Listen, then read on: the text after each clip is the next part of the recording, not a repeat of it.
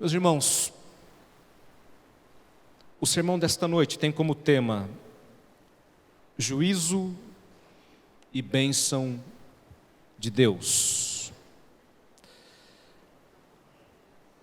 A história que nós encontramos em Gênesis capítulo 18 e nos capítulos seguintes, nos falam sobre duas cidades muito conhecidas, mas não conhecidas por coisas boas, cidades conhecidas pela sua maldade, Sodoma e Gomorra. Cidades, meus irmãos, onde as pessoas que ali moravam eram pecadoras, pervertidas, pessoas que realmente faziam tudo o que desagradava a Deus. É assim que Sodoma é reconhecida, é assim que Gomorra é reconhecida. E o texto diz, meus irmãos, que o pecado daquele povo era tão grande que isso chegou até a presença do Senhor, chegou até Deus. Os clamores contra essa cidade chegaram até o altar de Deus. E Deus, conversando com Abraão, é o que nos relata o texto, ele diz: eu vou descer, eu vou ver se é isto mesmo que está acontecendo ali naquelas cidades. Quando nós lemos a palavra de Deus, meus irmãos, e muito se fala a respeito delas, das cidades, por exemplo, lá em Isaías fala que o aspecto do seu rosto testifica contra eles, uma profecia de Isaías contra Jerusalém. E aí vem o exemplo de Sodoma e Gomorra. Diz assim: e como Sodoma publicam o seu pecado e não o encobrem, ai da sua alma, porque fazem mal a si mesmos. Qual era o pecado dessas cidades? Nós não sabemos exatamente, meus irmãos, qual era o pior pecado daquela cidade, o que mais estava desagradando a Deus. O fato é que a cidade era pecadora e tinha muitos pecados. O texto de Isaías diz que eles pecavam e não tinham vergonha disso, pelo contrário, eles publicavam os seus pecados. No capítulo 19, na sequência do texto que lemos, quando Ló vai ser retirado da cidade e os anjos vão lá para avisar Ló, nós sabemos que aquela população ali se juntou na frente da casa de Ló, e eles queriam, meus irmãos, abusar dos anjos, os anjos que estavam ali em forma de homens, e o texto diz que eles pediram, não é, para Ló, para que aqueles homens saíssem para fora, para que ali eles pudessem conhecê-los. E essa expressão tem uma conotação sexual, o que nos leva a entender que um dos pecados dessas cidades era a questão da sexualidade pervertida, não conforme Deus estabeleceu, mas infelizmente como o homem quis fazer fora da vontade de Deus, fora dos preceitos divinos. Por isso o pecado conhecido como sodomia tem a ver exatamente com essa história de Gênesis capítulo 19. E meus irmãos, diante dessa situação, Deus anuncia o juízo. Ele diz para Abraão: eu não vou ocultar o que vai acontecer, Abraão, para você. Eu vou destruir a cidade, vai descer fogo dos céus, e essa cidade será reduzida a cinzas. E no capítulo 19, versículo 22 e 23, está escrito exatamente isso: fez o Senhor chover fogo do céu, e aquela cidade foi reduzida a cinzas. Meus irmãos, o que essa história nos ensina? O que nós podemos tirar como lição para as nossas vidas desse texto? Eu quero tirar algumas lições para nós nesta noite, meus irmãos, pelo menos duas lições muito claras no próprio texto. A primeira delas é que Deus abomina o perverso, Deus abomina o pecado, Deus não compactua com a maldade, Deus não compactua com a injustiça. As coisas que os homens fazem, que são más, são perversas, Isto não agrada a Deus, e Deus não é um Deus que fica ali simplesmente olhando o que está acontecendo sem agir. Deus se ira, e a ira de Deus é uma ira ativa contra o pecado e contra o pecador.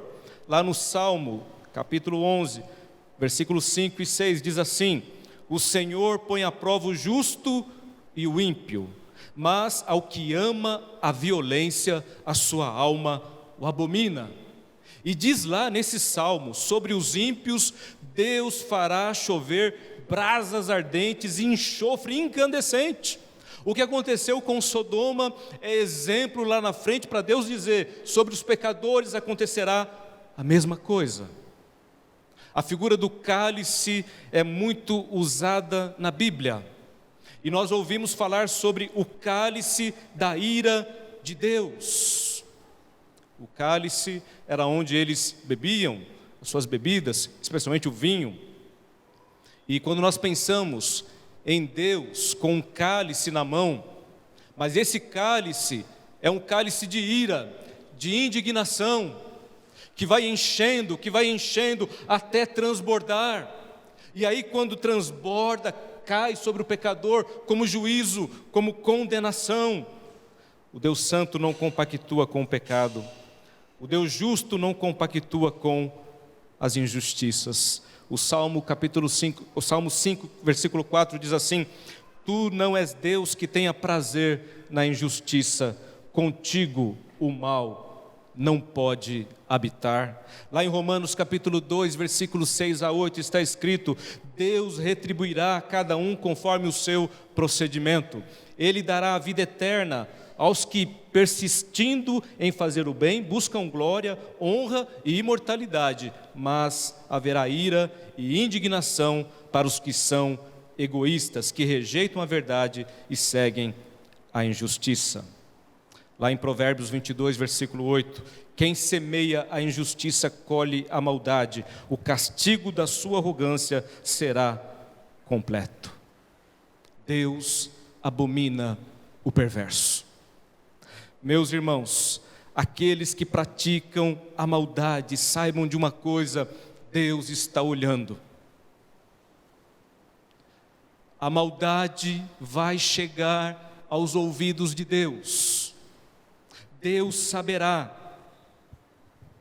Muitas vezes, meus irmãos, nós podemos nos perguntar: mas será que o que aconteceu com Sodoma, Gomorra, pode acontecer hoje? Sim. E tem acontecido, meus irmãos.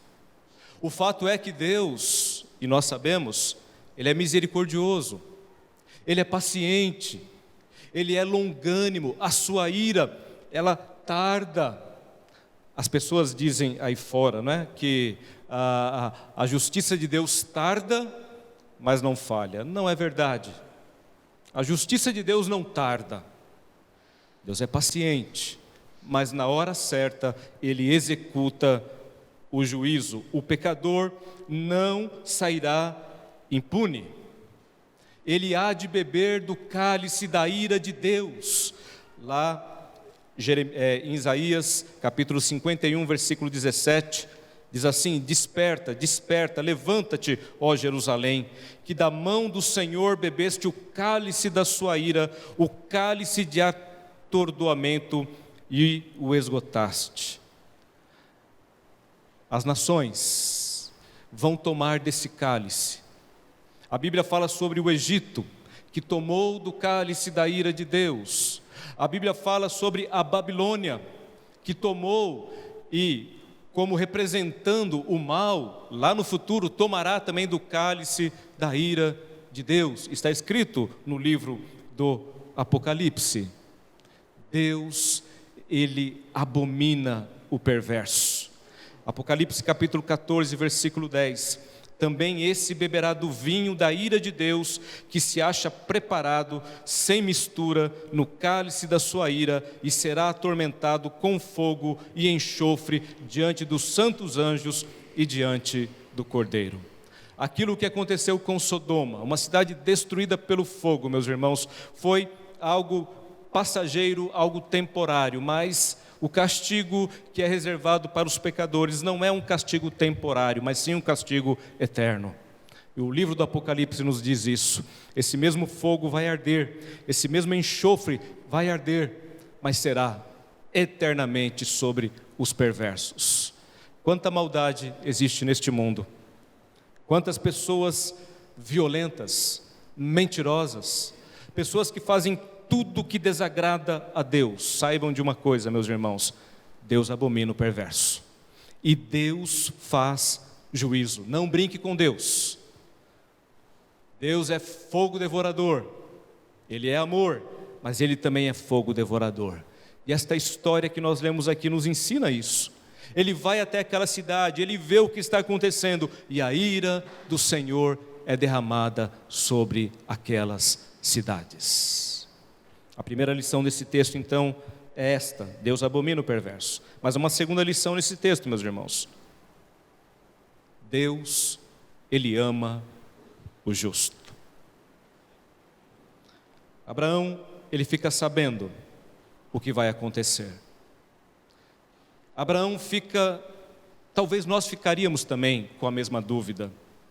Ele fica com uma dúvida e assim, ele pergunta: Deus, a cidade vai ser destruída, o Senhor vai descer fogo do céu sobre eles, mas e os justos que lá estão? E aí, meus irmãos, é interessante que ele começa então a fazer essas perguntas para Deus, né? Se houver tantos justos, se houver tantos justos. E aí, meus irmãos, nós percebemos aqui claramente que existe uma diferença entre o justo e o ímpio. O perverso, o ímpio, Deus abomina, mas o justo, Deus ama. E esse amor de Deus pelo justo, ele se revela de muitas maneiras. Eu quero falar apenas 3 maneiras que estão aqui nesse texto, como Deus revela este amor pelo justo. Primeira manifestação, livramento. Nós sabemos pela história, meus irmãos, que daquela cidade apenas um será liberto. Apenas Ló. Quando você abre a tua Bíblia, lá em 2 Pedro, no capítulo 2, no versículo 6, está escrito assim: e reduzindo às cinzas as cidades de Sodoma e Gomorra, ordenou-as à ruína completa, tendo-as posto como exemplo a quantos venham a viver impiamente. No versículo 7, Pedro diz assim: e livrou o justo Ló, afligido pelo procedimento libertino daqueles insubordinados. Porque este justo, pelo que via e ouvia quando habitava entre eles, atormentava a sua alma justa, cada dia, por causa das obras iníquas daqueles. É porque o Senhor sabe livrar da provação os piedosos e reservar sobre castigo os injustos para o dia do juízo. Há uma diferença entre o justo e o ímpio. O ímpio Deus abomina, o justo Deus ama. E o amor de Deus se manifesta em primeiro lugar trazendo livramento. Meus irmãos, Ló é chamado de justo. E é interessante notar aqui que quando nós falamos de justiça, não estamos falando de justiça própria, mas estamos falando de uma justiça que foi infundida, que foi imputada. A nossa justiça, meus irmãos, não é porque nós somos bons, não é inerente a nós, mas é pelo que Cristo fez por nós. Era pelas promessas que estavam sobre Ló, sobre Abraão. Deus fez um pacto com Abraão, Deus fez uma aliança com Abraão. Abraão é o pai da fé, e ele foi justificado por essa fé, fé no Messias que viria, fé no Cristo que haveria de vir e morrer pelos pecadores. A justiça destes homens não era justiça própria, mas era a justiça de Deus na vida deles, e assim era com Ló também, e assim é com a minha vida e com a tua vida. Eu posso dizer para você o seguinte: todos nós que estamos aqui, mereceríamos tomar do cálice da ira de Deus, do cálice da indignação de Deus, porque todos nós somos pecadores. Mas Deus nos amou e enviou o seu Filho Jesus, e a palavra de Deus diz que Jesus, Ele tomou o cálice da ira de Deus no nosso lugar. Ele vai dizer ali no Getsêmani: Pai, se possível, passa de mim esse cálice, mas não seja como eu quero, e sim como Tu queres. Este cálice que Jesus bebeu, meus irmãos, como é descrito na própria Escritura Sagrada, é os nossos pecados, as nossas indignidades, a nossa maldade. Ele levou sobre si na cruz do Calvário, e é por isso que nós somos justos e amados por Deus em Cristo Jesus. Nós podemos hoje beber do cálice da nova aliança, nós podemos beber do cálice da bênção. Nós podemos dizer como o salmista no Salmo 23, versículo 5, o meu cálice transborda. A ideia de cálice transbordando é a ideia de bênção. Lá no Salmo 116, versículo 13, o salmista diz assim: eu vou tomar o cálice da salvação, ou eu vou erguer o cálice da salvação. Esse cálice, meus irmãos, é o cálice da bênção do Senhor, o cálice do livramento. Quando você lê o Salmo 116, você vê claramente que ele está agradecendo a Deus. Ele diz assim: os cordéis da morte me cercaram, as angústias da sepultura se apoderaram de mim, e encontrei aperto e tristeza, mas o Senhor livrou a minha alma da morte, dos meus olhos as lágrimas, dos meus pés a queda. Eu dizia: serei presa, todos os homens são mentirosos, eu estava aflito, mas o Senhor, Ele me livrou. O salmista diz então, diante dos livramentos do Senhor, que darei ao Senhor por todos os seus benefícios para comigo.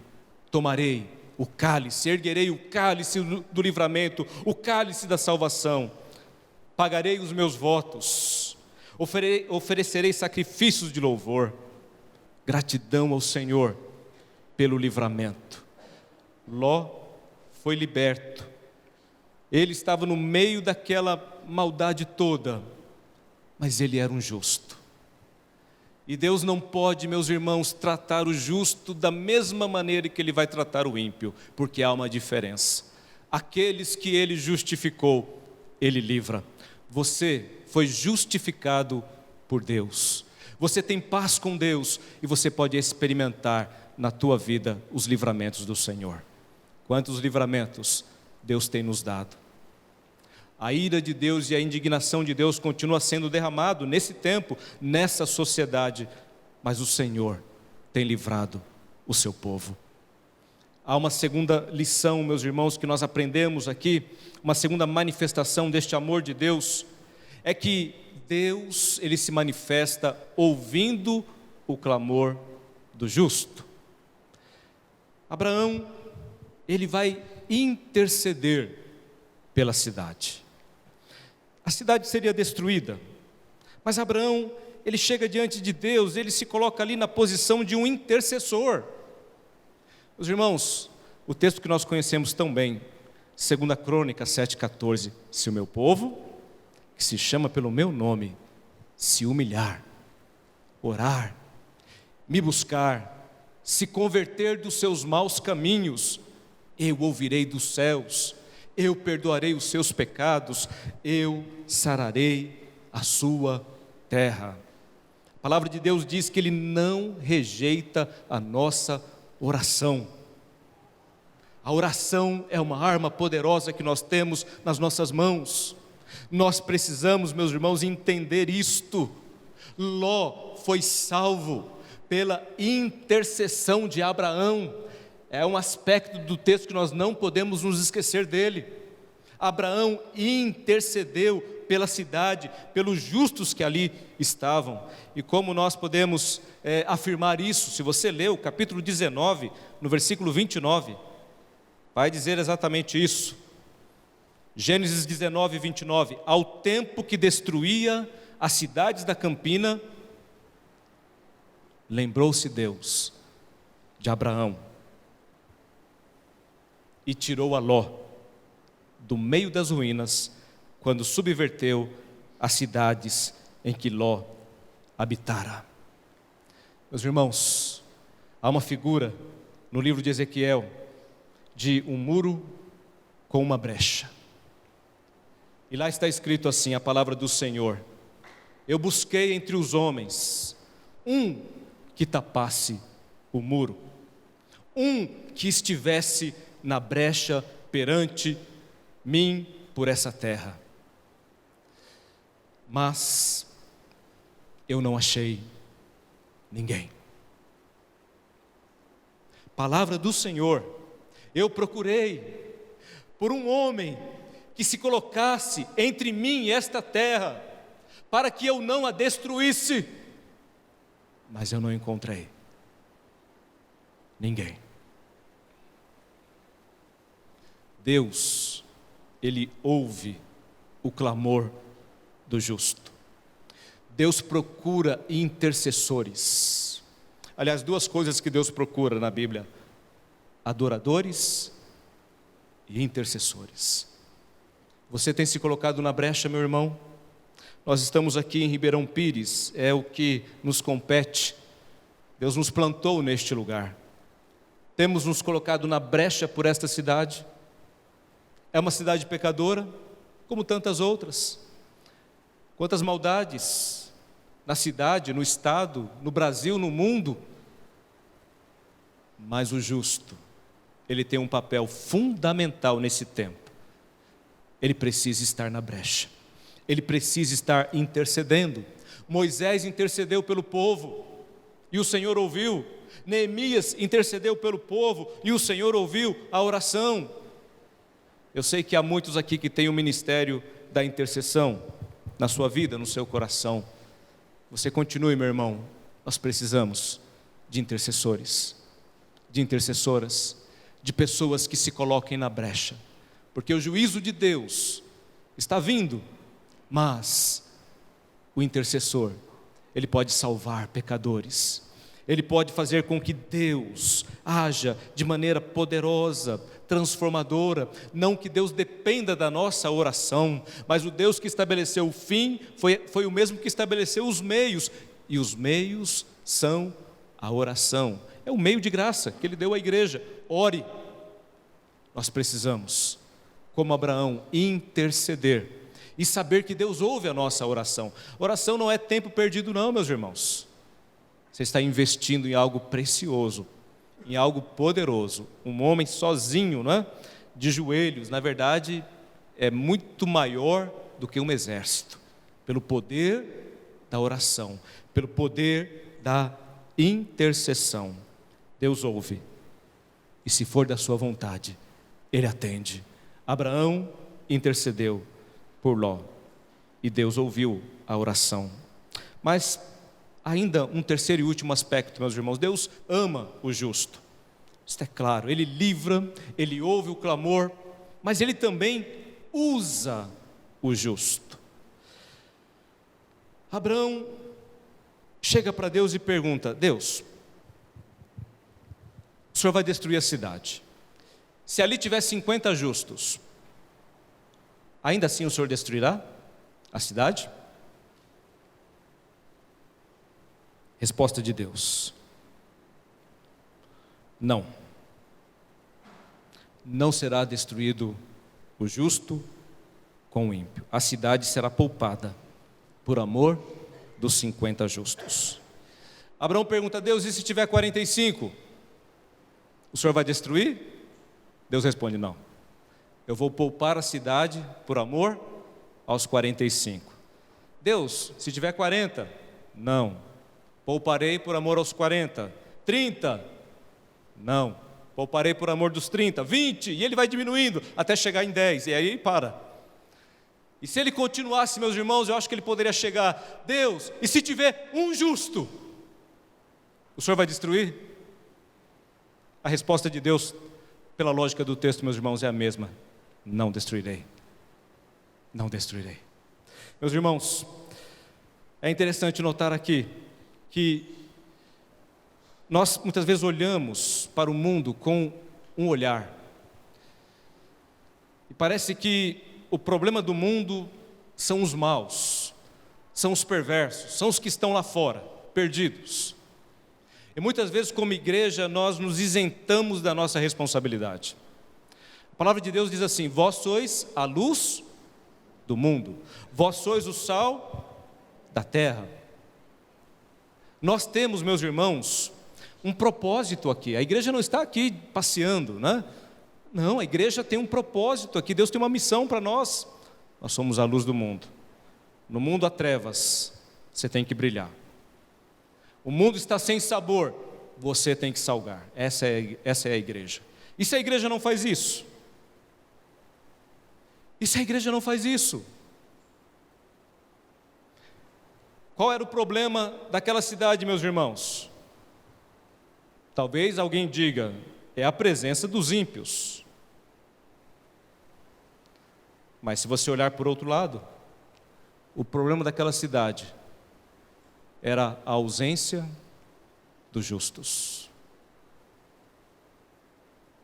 O que traz a destruição não é a presença dos ímpios, é a ausência dos justos. Onde estão os justos? Onde estão os justos? Onde estão aqueles que Deus chamou para ser luz do mundo? Muitas luzes estão debaixo da mesa, estão debaixo da cadeira. Muitos que eram sal deixaram de salgar, não serve para mais nada. A condenação vem. Portanto, meus irmãos, o justo é alguém que Deus usa. Se tiver 10 justos naquela cidade, eu não destruirei, por amor aos 10. Eu não sei como Deus tem olhado para este mundo, meus irmãos. Eu não sei como Deus tem olhado para a nossa cidade. Mas se Ele encontrar aqui 10 justos, o favor dEle vai recair sobre a cidade. E eu tenho certeza que Ele pode encontrar aqui muito mais do que 10. A nossa igreja tem cerca de 300 membros, juntando crianças e adultos, e a congregação. Nós podemos fazer a diferença, meus irmãos. Nós não estamos aqui para viver fechados entre 4 paredes, né? Vindo na igreja no domingo, cantando, ouvindo a palavra, e saindo para viver as nossas atividades, depois nos reencontrando na semana que vem. Não, Deus tem uma missão para nós. Aqui você vem se abastecer, e a tua missão começa quando você sair daqui. Eu já disse isso, não é? Este exemplo de um pastor, eu não sei quem foi, mas ele colocou na saída da igreja dele a frase, como se quando você estivesse saindo no corredor, tivesse a frase lá: você está entrando no campo missionário. Amanhã, lá no trem, na escola, no ônibus, na firma, no trânsito, eu não sei qual é o teu campo missionário, mas você está no campo missionário. Há muitos ímpios lá, e talvez a ira de Deus está sobre aquele lugar por causa dos ímpios, mas você é o justo lá. E a luz prevalece sobre as trevas. A sua presença lá pode modificar esse ambiente. E se não está modificando, é porque talvez você esteja falhando. Você não está testemunhando. Você é um crente secreto. As pessoas nem sabem que você é cristão, talvez. Lá onde você está, você já se declarou como cristão?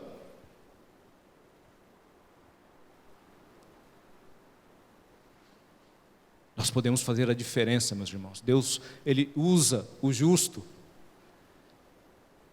O grande desafio para nós aqui em Ribeirão Pires, 39 anos.